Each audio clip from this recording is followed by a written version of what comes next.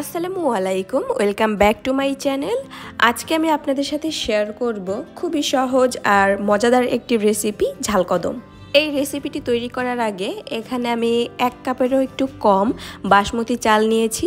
এই চালটা খুব ভালো মতো ধুয়ে এটাকে আমি প্রায় 30 মিনিটের জন্য পানিতে ভিজিয়ে রাখবো।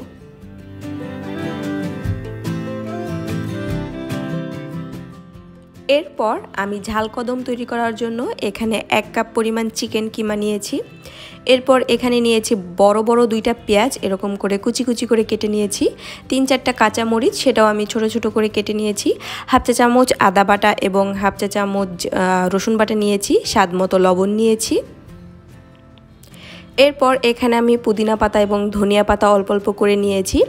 এরপর নিয়েছি হাফ চা চামচ কালো গোলমরিচের গুঁড়া, 1 চা চামচ পরিমাণ নিয়েছি সয়া সস। এরপর আমি নিয়েছি প্রায় 3 টেবিল চা চামচ পরিমাণ কর্নফ্লাওয়ার। এরপর এই সবগুলো উপকরণ দিয়ে আমি খুব ভালো মতো মেখে নিব। তারপর এটা আমি প্রায় 15-20 মিনিটের জন্য ম্যারিনেট করে নিব। 15 মিনিট পর আমি এখানে 1 চা চামচ পরিমাণ সয়াবিন তেল দিয়ে এগুলোকে আবার একটু মেখে নিব। তারপর হাতে আমি সামান্য একটু তেল মেখে নিব। তেল মেখে নেওয়ার পর আমি এই চিকেনের মিশ্রণটাকে এমন করে বল বানিয়ে নিব।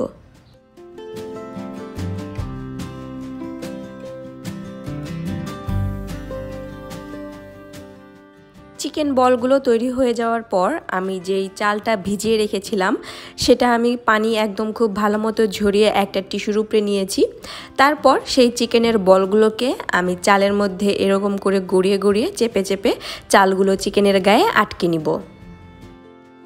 এখন আমি এই ঝাল কদমগুলোকে স্টিম করব। তার জন্য একটা পাত্রে আমি পর্যাপ্ত পরিমাণ পানি নিচ্ছি। তারপর আমি একটা এরকম ছিদ্রযুক্ত একটা স্ট্রেইনারের মধ্যে দিয়ে দিলাম। তারপর এটার মধ্যে আমি সামান্য একটু তেল ব্রাশ করে নিব। তারপর আমি একে একে চিকেন বলগুলোকে এর মধ্যে দিয়ে দিব।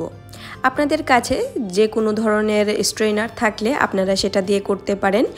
নর্মাল বাসায় কিন্তু এই ধরনের স্ট্রেইনার আমাদের বাসায় সবার ঘরেই কম বেশি আছে। তো সেম প্রসেসে আমি এটার মধ্যেও ঝাল কদমগুলো তৈরি করে আপনাদের দেখাচ্ছি। 40 মিনিট ভাপ দিয়ে নেওয়ার পর আমি এখানে কিছুটা জর্দার রং উপরে ছিটিয়ে দিচ্ছি। তারপর আবার আমি 10 মিনিটের জন্য ঢাকনা দিয়ে ঢেকে রেখেছি।